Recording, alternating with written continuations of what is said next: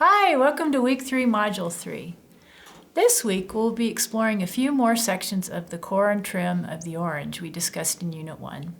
Caritas practices 5 through 8. Caritas 5 is about promoting and accepting positive and negative feelings through authentic listening. Acknowledging that everyone has positive and negative feelings supports caring, forgiveness, and understanding. Being with another in a non-judgmental way as they express feelings generates mutual trust and understanding, supports authenticity, and affirms our shared humanity. Realizing the universality and impermanence of feelings has the power to diffuse negativity and redefine it as a productive process that can create movement towards understanding and resolution. Here's a brief mindfulness activity. Breathe in and resolve to embrace the impermanence of feelings. Breathe out into the present moment and see all of the challenges and possibilities before you. Breathe in and begin your conversations with simple acceptance and curiosity. Feelings are universal and impermanent. It's important to focus on this shared humanity, especially when working with difficult situations. In our jobs, we share some of life's most pivotal, transformative moments with others. These moments stir the need for expression of a wide range of feelings and emotions. We are not our feelings, and others, whether they are patients, families, co-workers, or administrators, are not their feelings either. Expression of feelings is most beneficial and therapeutic if viewed in this light. Sometimes it can be challenging to keep this in perspective because it's easy to get attached to emotions as if they're something substantial, unchanging, and enduring.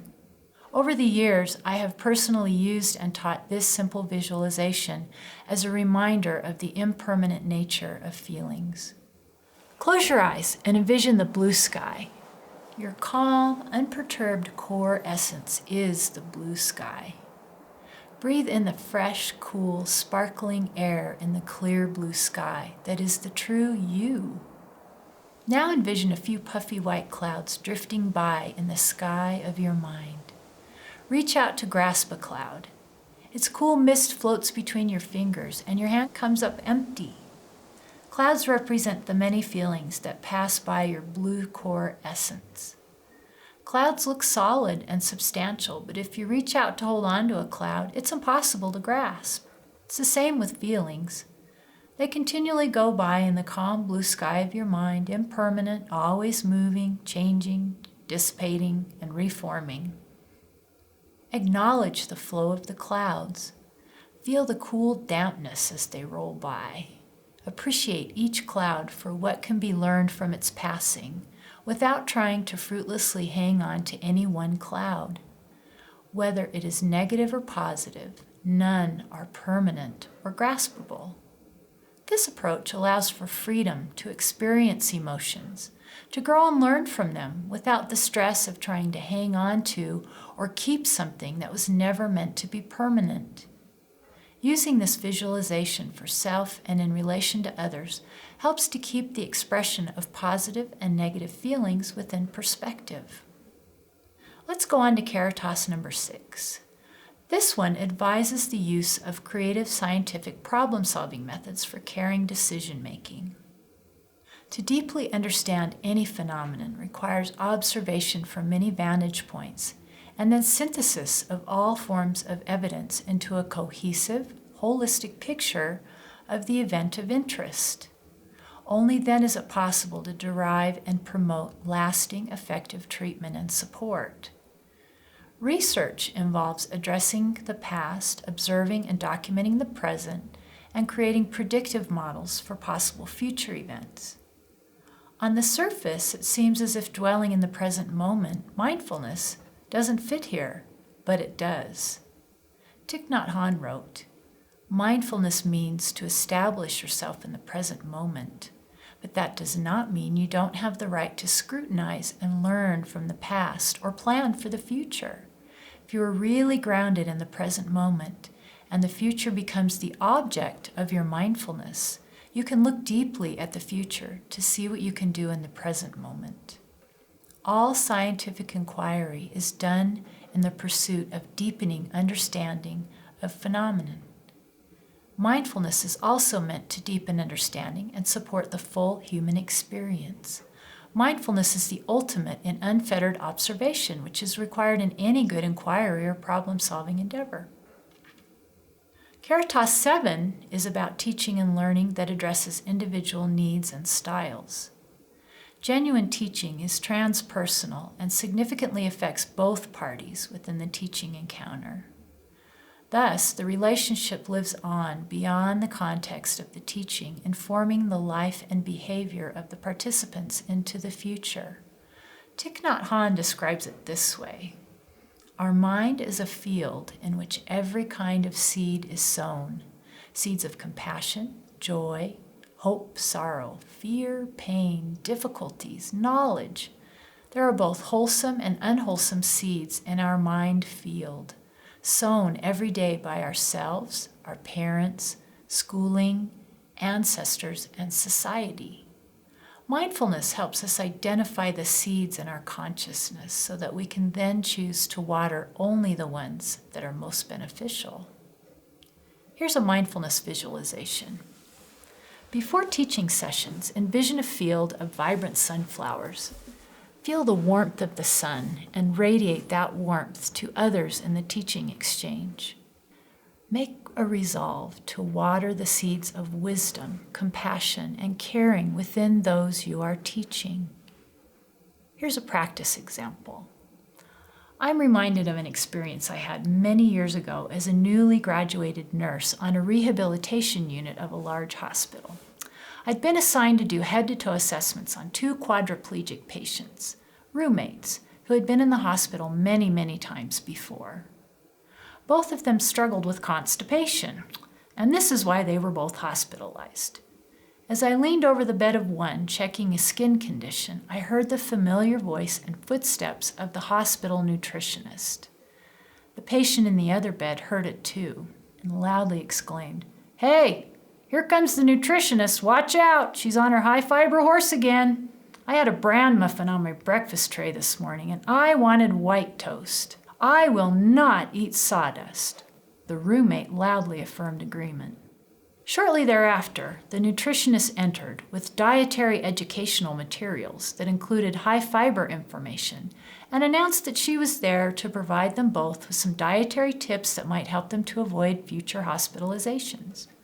The roommates both turned towards their television sets and pretended she wasn't there.